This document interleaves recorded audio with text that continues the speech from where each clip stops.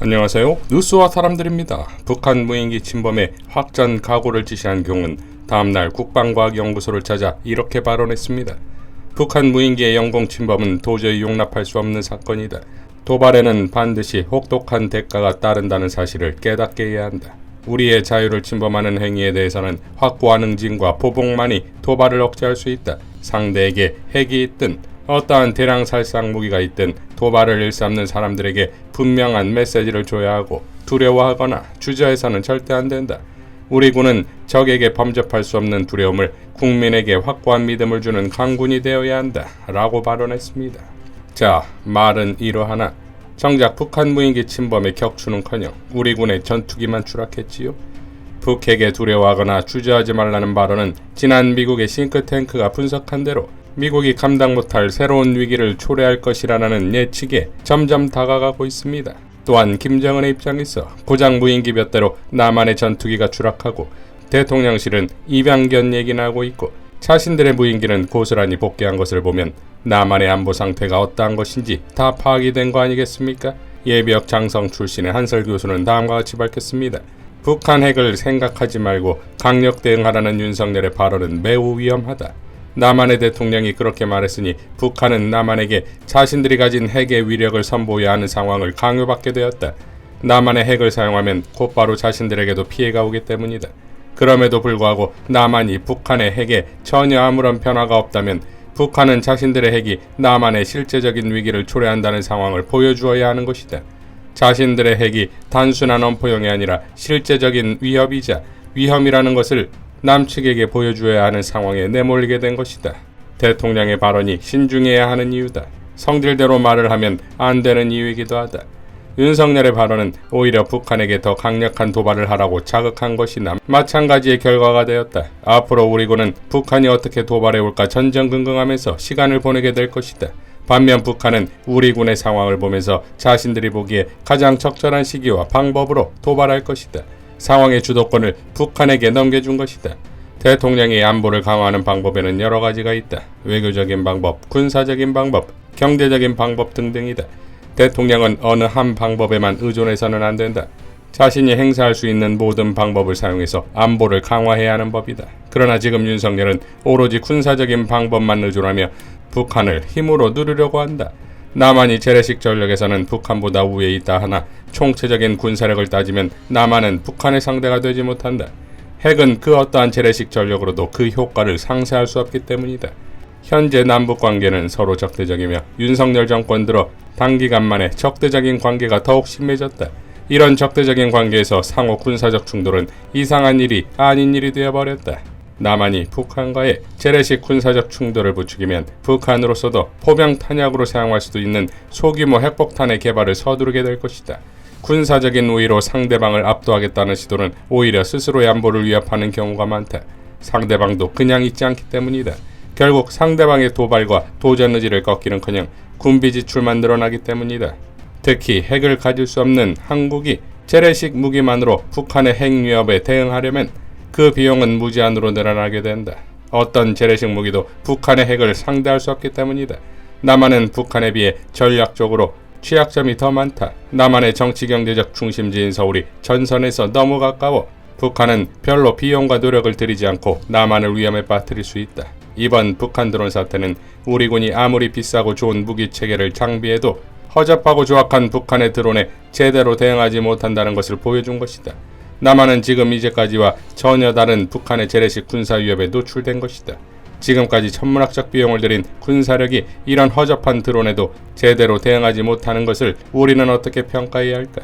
남한이 아무리 군사력을 강화해도 항상 허점과 빈틈은 있다. 북한은 저렴한 비용으로 우리의 허점을 노리면 그동안 막대한 군사비 지출은 무용지물이 될 뿐이다. 정상적이고 상식적이라면 군사적으로 북한을 압도하려는 생각보다는 남북한 간에 서로의 적대감을 줄여나가는 것이 훨씬 남한의 안보에 도움이 된다는 것을 알 수 있다.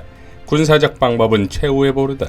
최후에 써야 하는 방법을 가장 먼저 써버리면 정말 위기가 올 때 대응할 수가 없다. 당장 마음에 들지 않더라도 외교와 교섭이 중요한 이유다. 윤석열 정권은 북한과 교섭은 이미 포기한 것 같다. 앞으로 군사적 위기는 계속 증폭될 가능성이 많을 것이다. 한반도에서 군사적 위기가 확대되면 결과적으로 그것은 북한보다 우리에게 더 큰 손해가 된다. 가진 것 없으면 잃을 것도 없다. 가진 것이 많은 자가 더 신중해야 하는 법이다. 윤석열 정권은 상식에서 어긋나는 대응을 하고 있다.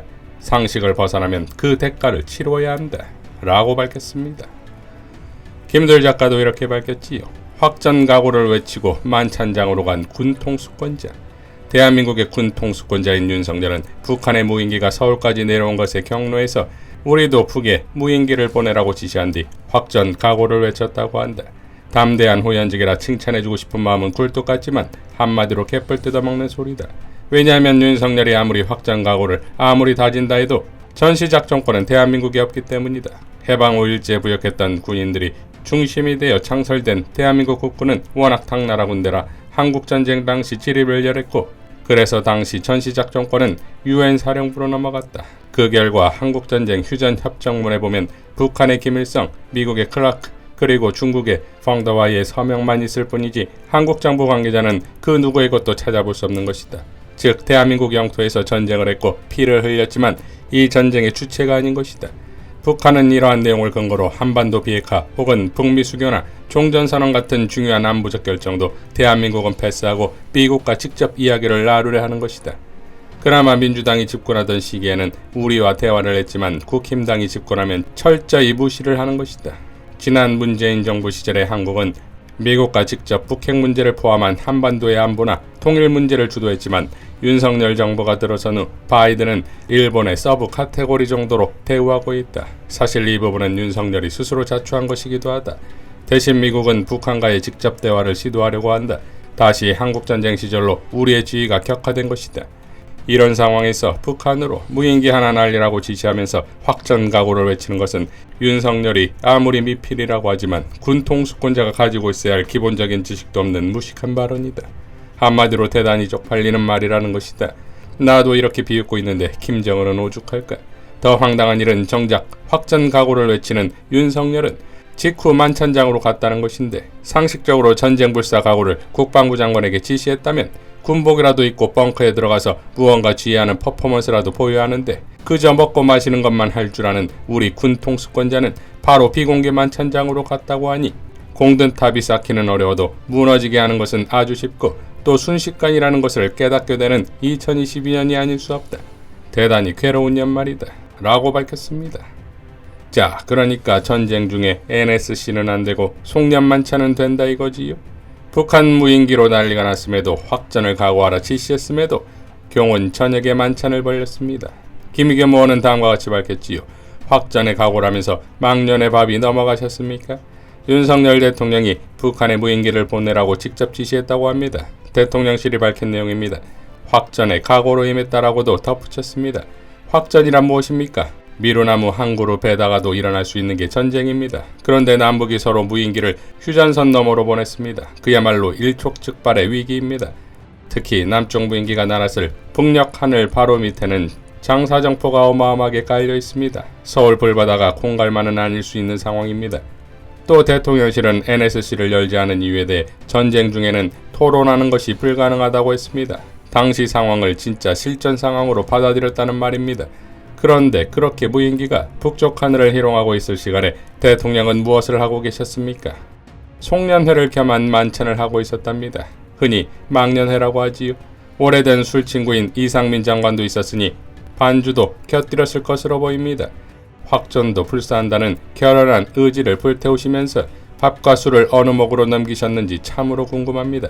우리 군은 새떼를 보고도 놀라 전투기를 출격시켰습니다.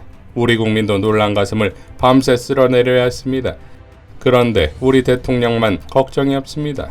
그 큰 배포를 보며 우리 국민들은 웃어야 합니까? 울어야 합니까? 라고 일갈했습니다. 자, 이런 대통령을 믿고 전쟁을 할 수 있을까요? 국방부 장관은 뭐 했냐며 드럼 부대가 있는지 훈련은 하고 있는지도 모르고 전 정부를 탓하고 현 군대를 탓하면서 전쟁을 각오하라며 정작 본인은 송년만찬장에 가는 이런 자를 믿고 전쟁을 한다고요? 소름돋게도 송년만찬에서 건배제의를 했다는 이상민 행자부 장관은 다음날 이태원 참사 국정조사 기관 보고에 참석하는데 이런 장면이 잡혔지요.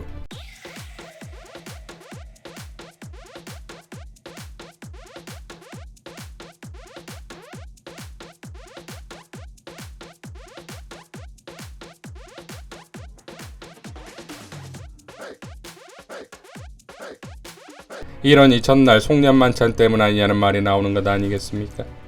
그러니까 공직기강회의와 직무태만 등의 모든 원천은 하나인 것이며, 그러니 청담동 게이트는 물론 이태원 참사까지 모두 다 하나로 연결된다 이겁니다. 널리 알려진 교웅의 술 취한 사진 역시 북한 미사일 도발 다음 날의 모습이었다지요. 국민의 안전을 지키지 못한 참사가 일어났듯 이번에는 국가의 안전을 지키지 못할 안보 참사가 일어날 매우 심각한 위기 상황이다 이겁니다. 빠를수록 평화입니다. 이상 뉴스와 사람들이었습니다. 시청해주셔서 감사드립니다.